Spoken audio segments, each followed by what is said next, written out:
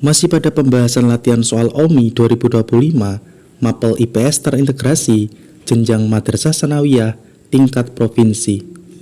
Perhatikan soal berikut. Beberapa suku di Indonesia memiliki identitas sosial yang beragam sesuai dengan kondisi alamnya. Suku Bugis dikenal sebagai pelaut dan pedagang yang ulung, suku Jawa dengan kemampuan untuk menghasilkan hasil pertanian. Sejumlah perbedaan ini menjadi dasar untuk terciptanya suatu integrasi yang dikenal sebagai pembahasannya sebagai berikut.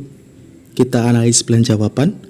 Pilihan jawaban A, integrasi normatif, merupakan jenis integrasi yang terjadi ketika berbagai kelompok atau suku memiliki nilai-nilai dan norma yang sama. Integrasi ini lebih berfokus pada kesamaan nilai dan norma daripada perbedaan identitas sosial.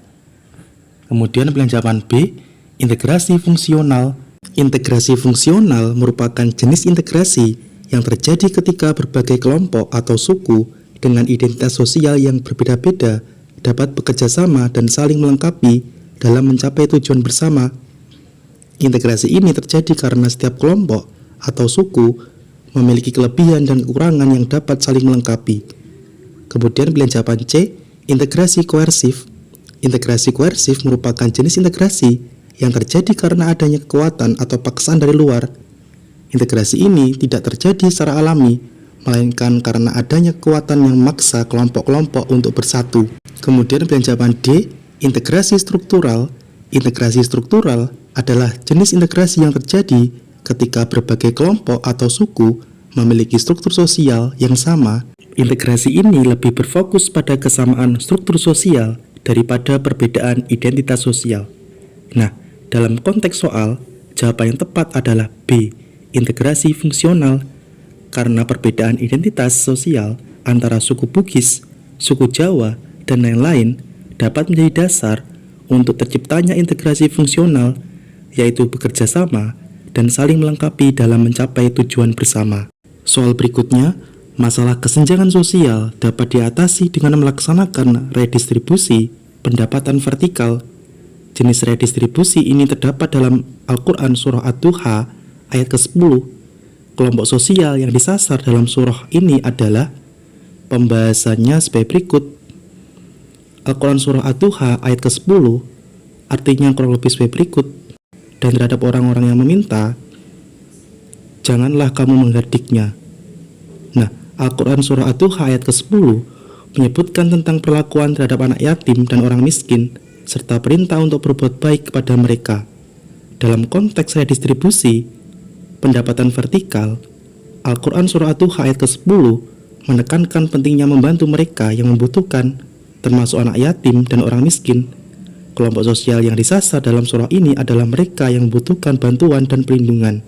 Kelompok sosial yang dimaksud yaitu fakir, maka jawaban tepat untuk soal ini adalah C, fakir. Soal berikutnya, pencemaran tanah menjadi salah satu permasalahan lingkungan sebagai akibat dari praktik pertanian yang tidak tepat. Contoh dari ketidaktepatan tersebut adalah pembahasannya sebagai berikut. Contoh yang tidak tepat adalah petani lebih menyukai penggunaan herbisida daripada melakukan penyiangan rumput. Nah, penggunaan herbisida yang berlebihan dapat menyebabkan pencemaran tanah karena herbisida dapat mengandung bahan kimia berbahaya yang dapat merusak struktur tanah, mengganggu keseimbangan ekosistem, dan berdampak negatif pada kesehatan manusia. Maka jawaban yang tepat untuk soal ini adalah A, petani lebih menyukai penggunaan herbisida daripada melakukan penyiangan rumput. Soal berikutnya, perang antara Rusia, Ukraina, dan gagal panen di beberapa sentra pangan dunia menjadi faktor yang berpengaruh terhadap kenaikan harga bahan pangan global saat ini. Dalam situasi ini, tidak serta mendorong produsen makanan untuk menaikkan harga penjualan. Jika ditemukan suatu perusahaan yang mengurangi penawaran pada saat harga naik, maka kemungkinan besar perusahaan tersebut memiliki bentuk badan hukum sebagai pembahasannya sebagai berikut. Perusahaan yang mengurangi penawaran pada saat harga naik kemungkinan besar memiliki tujuan untuk memenuhi kebutuhan anggotanya daripada mencari keuntungan maksimal. Koperasi adalah jenis badan hukum yang berorientasi pada kepentingan anggota, bukan hanya mencari keuntungan.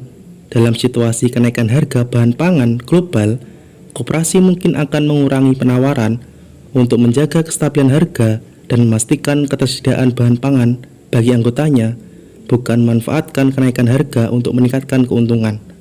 Maka jawaban tepat untuk soal ini adalah A. Koperasi. Soal berikutnya, beberapa faktor mendorong Belanda keluar dari Indonesia pasca ditandatangani Perjanjian Konferensi Meja Bundar pada tanggal 27 Desember 1949. Di antara faktor tersebut adalah usaha pihak Indonesia yang dilandasi oleh semangat ayat berikut.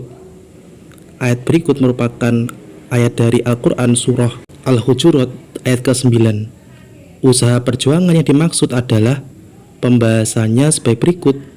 Terjemahan dari Al-Quran Surah Al-Hujurat ayat ke-9 kurang lebih sebagai berikut. Dan jika ada dua golongan dari orang-orang mukmin berperang, maka damaikanlah antara keduanya. Jika salah satu dari keduanya berbuat aniaya terhadap golongan yang lain, maka perangilah golongan yang berbuat aniaya itu, sehingga golongan itu kembali kepada perintah Allah. Jika golongan itu telah kembali kepada perintah Allah, maka damaikanlah antara keduanya dengan adil dan berlaku adillah.